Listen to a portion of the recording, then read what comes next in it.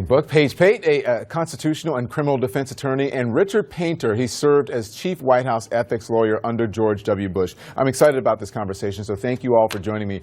Richard, I'm going to start with you because you wrote this article in the New York Times this Sunday on the Clinton emails. Did FBI director abuse his power, was the question. So in that, you say that you filed a complaint against Director Comey with the Office of Special Counsel saying, yes, his letter to Congress was an abuse of power. Why do you think he broke the law?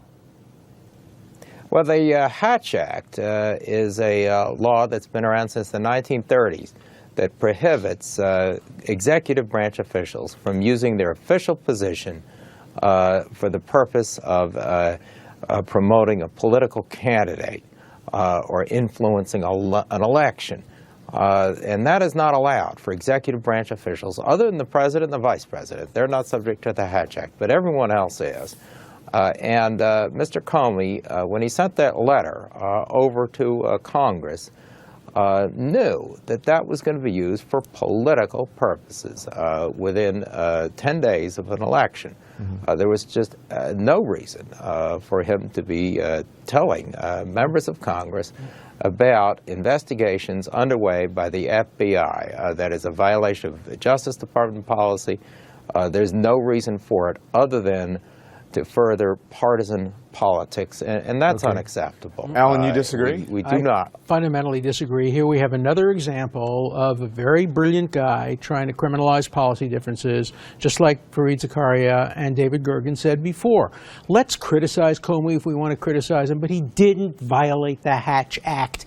The Hatch Act requires knowledge or intent. What Comey did is he thought he had to protect his own integrity. He had no interest, I agree with the president, in putting his thumb on the scale. I didn't even know who he is supporting for the president. And he had perfect right to make an announcement. The problem is he made the wrong announcement. Mm-hmm. What he should have said is, look, under the Fourth Amendment, I'm not allowed to look into the content of these emails, and I haven't. Neither have any of my FBI agents. We have no idea any more than you do what's in them. But we're going to look to see what's in them. But nobody should infer any guilt or anything negative from the fact that we're looking into them. That's what he should have said. That's what he should say now. And if he doesn't say it now, he will have his thumb on the scale, though that was not his intent. Isn't that the problem with most of the critics, though, on the left and the right, Republicans and Democrats, is that they don't know what's in there, Paige. They don't know if there's anything that will, cause Hillary Clinton any harm, if she is directly connected. And by coming out and doing this now, there is the assumption of guilt. Do you disagree with that? No, I don't disagree that people have made a lot of assumptions here, but I don't blame James Comey for those assumptions. First of all, I agree with Alan completely that there's no violation of the Hatch Act here. The language in the Hatch Act that's critical is that you do something for the purpose of influencing an election, and I don't think there's any evidence that James Comey intended to influence this election. Is there an abuse of power here anywhere? I don't think so. I mean, I understand the criticism relating to internal Justice Department policy that maybe he should not have said anything at all, even back when he spoke to Congress initially. But I think most Americans are a lot more concerned about transparency and truth than internal Justice Department guidelines and tradition. And I think that's what James Comey is going at. Here's the test. We all like James Comey. We all think he's a decent guy. Remember who the building's named after. J. Edgar Hoover. And whatever James Comey does, the next director of the FBI, who could be J. Edgar Hoover, will do also. So he's establishing a very dangerous precedent for future directors of the FBI because they could want to influence the outcome of elections. Now, we're all saying what a terrible thing it would be if Hillary Clinton won the election and then it turns out that there might be some stuff negative about Hillary Clinton. But what about the opposite, which he apparently didn't consider? What if he turns it around? Donald Trump wins the election, and then December 1st he announces, oh, by the way, all of these emails were duplicates of what we've seen before. Sorry, folks, for changing the outcome of the election, but I was just doing my job.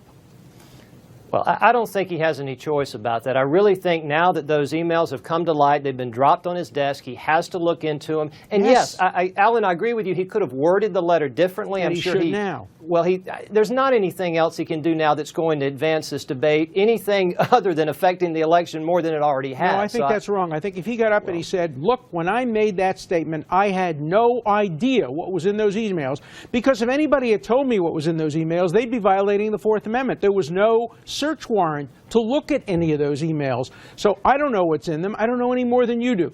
Don't let your vote be influenced by my statement to Congress, which was a technical obligation I had simply to tell them that we have no information. Go ahead, Richard. Who said this is an obligation? If he's looking into Donald Trump's computer, he ought to be looking into Donald Trump's campaign and their relationship with the Russians. I agree. There's plenty they ought to be investigating, but they shouldn't be updating the Democrats on the Hill about what they're looking into with respect to the Trump campaign and the Russians The New York and Times computer has hacking. a story tonight that Donald Trump may very well have committed criminal tax fraud back in the 90s when he took major tax deductions for other people's losses based on a letter from lawyers that said you're probably not going to get this accepted by the IRS. So, look, if he thinks he has to look into ongoing problems, he should look into Trump University. He should look into Trump's tax problems. He should look into the relationship with Russia. He shouldn't be singling this one out for getting involved in the campaign. I agree with that, but it's not criminal conduct. And he shouldn't be talking to Congress about it. He shouldn't be talking to Congress. Yeah. Well, who Page, says he's Page, not looking that's just into wrong. this? Paige, hold your thought. I'll let you be the first one right out of this break. We'll be right back. So back now with my panel. Paige, you had the floor. You were saying we really don't know if the Director Comey, is investigating any of the other things, but he's not commenting on those other things. Right, and there would be no reason for him to comment on those other things. I think in a normal investigation where he's not already come out and said this investigation is complete, we're moving on, there's nothing else to see here, then there's no obligation for the director of the FBI or anyone in the Justice Department to talk about the details or even the fact of an investigation. Well, what if Congress had subpoenaed him and asked him if he's investigating these things? He'd probably say, look, Justice Department policy is not to disclose the fact that we're doing an investigation. Look, the worst thing that happened here is for Comey to have even made an announcement when he stopped the investigation of Hillary Clinton. That's the job of the Attorney General. The director of the FBI is not supposed to make policy, not supposed to make prosecutorial decisions. He's simply supposed to gather the evidence and maybe make a prosecutorial recommendation. But Alan, he where became was the the effective Attorney prosecutor. General? Where That's was the the Attorney problem. General? That's Exactly, the problem. that's the problem. And he was left holding the bag here, and the last person to make the decision about moving forward or not. That is highly unusual, as you must admit. That's Normally, right. there's a prosecutor overseeing that decision, but no one wanted to touch it, so they left it up to him. Now they're criticizing the way he's handling it. That's right, and Bill Clinton has But to he take had no some of the obligation to tell responsibility. Congress. Right. Go ahead, Richard. Where does he have this obligation? To tell Congress? He has no he had no obligation. obligation. I think it was a reasonable decision he made, but he was not required It was to tell illegal because he knew how it was going to be used. He knew it was going to be put up on the internet because all the members care about is politically attacking Hillary Clinton. I'm a Republican. I would like to see a good Republican president and a good Republican Congress. But this kind of behavior really reflects very badly on the Congress, and the FBI got sucked into politics on the eve of an election.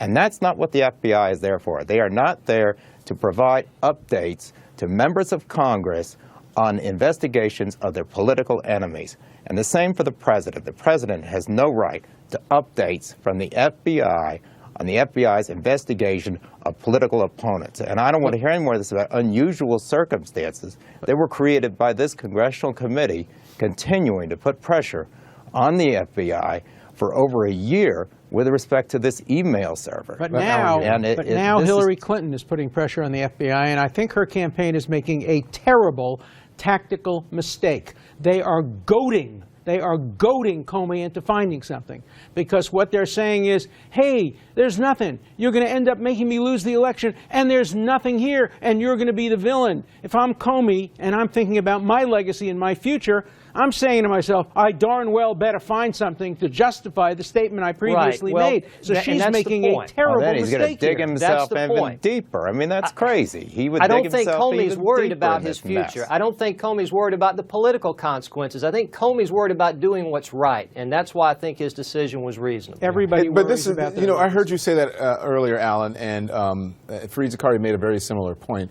is that why poke the bear? Why is Hillary Clinton going out and saying she should not be, you know, in your estimation, and even I think in Fareed Zakaria's estimation, Fareed said, you know, if you send a police officer to follow someone for 500 miles, you're going to find them doing something wrong. Especially if you have an incentive because you've been accused of affecting the election without there being any basis. There may be no basis, but believe me, somebody will find something to justify his doing this if he's provoked. I think the president got it exactly right. Yeah. Comey is a decent man. He's a man of integrity. But he has to defend himself now because he's being criticized by Republicans and Democrats alike, by scholars and academics. And he's out there. I'm not going to defend him, says the president. He has to defend himself. And he's not doing a good job of it. And his silence now is unacceptable. Richard, I want to ask you. So, Richard, on what Alan just said, would you like to see the director come out and make a clarification? And if so, what would you like him to say? How can he rectify this? I think he got to do his job, which is to investigate and not to be talking to the public or to members of Congress about his investigations. That's the job of the FBI. And they should not be taking Donald Trump's FBI file and giving it to the Democrats or making further statements about Hillary Clinton. That's just going to make it worse. He's going to dig himself in deeper and deeper. And we have already destroyed the credibility of the FBI over the past few days with respect to this, and now there are leaks coming out of the FBI about what they're investigating with respect to Donald Trump. And this is a travesty. This is not what the FBI should be doing in an election year. Having once made the announcement, I think he has an obligation now to say, on the day I made the announcement, I knew no more than any of you did, because to know what's in those emails would be to violate the Fourth Amendment, and we don't violate the Fourth Amendment. So don't infer from anything I previously said any presumption of guilt or even relevance. Now I'm not going to say anything else, and because I'm not going to say anything else, I want to leave you with the message of I didn't know anything about the content of these emails when I made my statement. Paige, what's wrong with that? There's nothing wrong with and that. I shouldn't have sent the letter. Had that been said in the initial letter. Again, I think it was reasonable to send the letter since he already made the announcement. The investigation is complete. It's no longer complete. He needs to let Congress know because the facts are now inconsistent with his earlier testimony. I agree with Alan. The letter could have been worded differently, but it's not. We don't go back and edit it now. And the letter apparently Alan wants him to send would have been 5, 6, 7 pages, and I'm sure both sides would have read a lot more into that letter. I can do it in 2 paragraphs. I actually did it in an article in The Hill yesterday. I actually drafted the letter. It's 2 paragraphs long. He should send it right now. And check it out on thehill.com. But Richard, you agree. You said he shouldn't, and he should say, I should not have sent the initial letter. Is that what you just said? He should say that. There is no obligation to tell Congress when you open an investigation or reopen an investigation. Otherwise, every campaign contributor who doesn't like being investigated by the FBI would make sure that members of Congress hold hearings and get a promise from the director to notify them as soon as there's an investigation. That's not the way the FBI does business. You're right. They Fascinating. investigate when they want to investigate, and they keep their mouth shut. Fascinating conversation from 3 brilliant men. Thank you very much. I appreciate it. We'll be right back. Thank you, Don.